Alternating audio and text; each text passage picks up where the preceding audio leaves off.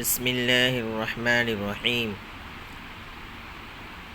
سبق نمبر 14، تختی نمبر 9، اظہار۔ تنوین و نون ساکن کا قاعدہ نمبر 1۔ حروف حلقی 6 ہیں، اس کو حروف حلقی کہتے ہیں۔ حلق سے نکلنے والے 6 حروف کو حروف حلقی کہتے ہیں۔ حمزہ، ہا، عین، ح، غین، خ۔ تنوین یا نون ساکن کے بعد حروف حلقی آوے تو نون کو ظاہر کر کے بلا گنہ کے جلد پڑھیں گے، اس کو اظہار کہتے ہیں۔ جیسے طیرن ابابیل، طویا زبر طی، رادو زبر رن، طیرن ابابیل، حمزہ زبر ا، با الف زبر با، ابا، طیرن ابا، با یا زیر بی، طیرن ابابی، لام زبر ل، طیرن ابابیل۔ اس کو اظہار کیوں کہتے ہیں؟ اس ظاہر کر کے پڑھنا ہو رہا ہے۔ اگر اس کو کوئی شخص طیرن ابابیلا پڑھے تو غلط ہوگا، طیرن ابابیلا نہیں ہوگا، بلکہ یہ حمزہ آنے کی وجہ سے تنوین کے بعد، یہ تنوین ہے، 2 زبر 2 زیر 2 پیش کو تنوین کہتے ہیں۔ تو تنوین کے بعد حرف حلقی کے 6 حروف میں سے حمزہ، ہا، عین، ح، غین، خ میں سے حمزہ آ گیا ہے، اس کو بغیر گنہ کے جلد پڑھیں گے، جیسے طیرن ابابیلا۔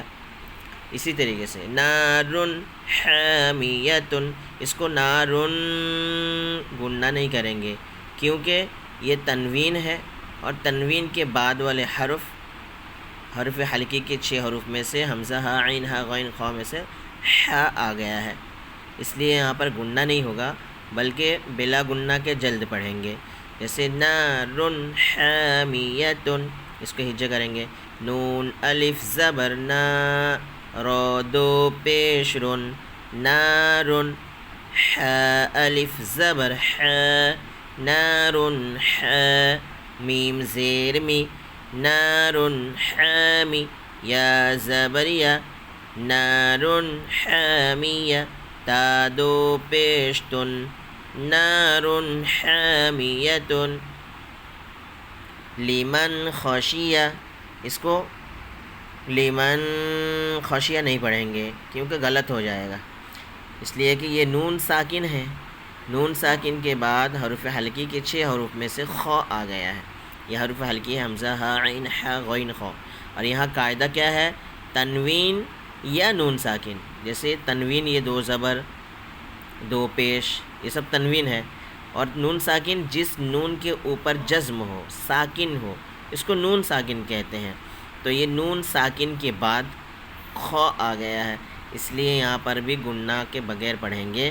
لمن خشیہ، لمن خشیہ نہیں ہوگا، لمن خشیہ پڑھیں گے، اس لیے کہ تنوین کے بعد یا نون ساکن کے بعد حرف حلقی کے ان 6 حروف میں سے کوئی بھی حرف آ جائے تو وہاں گنہ نہیں کریں گے۔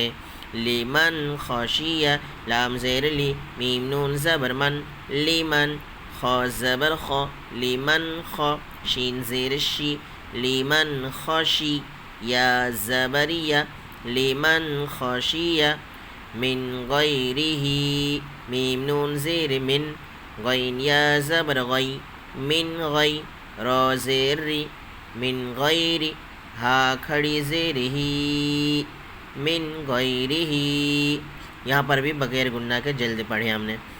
یہاں اگر کوئی شخص من غیرہ ہی کرے گا، گنہ کرے گا تو غلط ہو جائے گا، کیونکہ یہ نون ساکن ہے، اور نون ساکن کے بعد حرف حلقی کے 6 حروف میں سے غین آ گیا ہے، اس لیے اس کو بھی بغیر گنہ کے جلد پڑھیں گے۔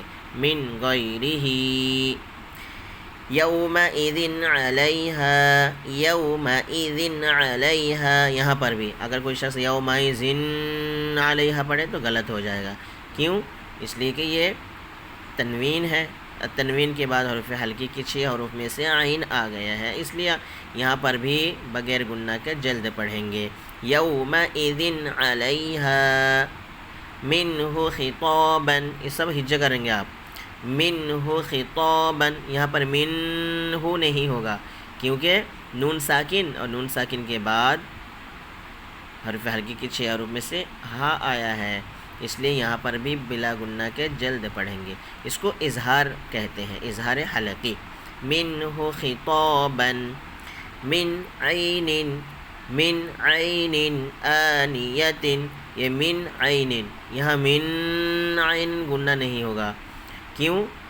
اس لیے کہ یہ نون ساکن ہے اور نون ساکن کے بعد حرف حلقی کے 6 حروف میں سے عین آیا ہے، اس لیے اس کو بلا گنہ کے جلد پڑھیں گے. من عین، عین آنیۃ میں بھی وہی ہے، یہاں نون ساکن، یہاں تنوین ہے، تنوین کے بعد والا حرف حمزہ ہے.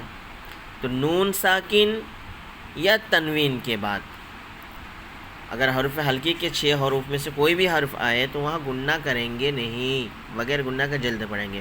جیسے کفوا احد، فمن عفی من اخیہ من اذن، کتاب حکیم، عذاب غلیظ، حاسد اذا حسد. یہ سب ہجہ کر کے پڑھیں گے آپ. جیسے الف زبر ح، سین زیر سی، حاسی، دال دو زیر دن، حاسد اذا حسد، حمزہ زیر ای، زال الف زبر زا، اذا حاسد اذا. دیکھیے حاسد اذا، یہاں پر ہم نے گنہ نہیں کیا. کیوں؟ اس لیے کہ یہ تنوین ہے اور تنوین کے بعد حرف حلقی کے 6 حروف میں سے حمزہ آیا ہے، اس لیے حاسد اذا، ح زبر ح، سین زبر سا، حس، دال زبر دا، حسد، حاسد اذا حسد، حاسد اذا حسد. تو اس کو پھر سے ایک مرتبہ اوپر سے نیچے تک ہجے اور رواں دونوں ساتھ میں پڑھیں گے آپ. طیرا ابابیل، نار حامیۃ، لمن خشی من غیرہ، یومئذ علیہا منہ خطابا، من عین آنیۃ، کفوا احد، فمن عفی من اخیہ من اذن، کتاب حکیم، کتاب حکیم، عذاب غلیظ، حاسد اذا حسد.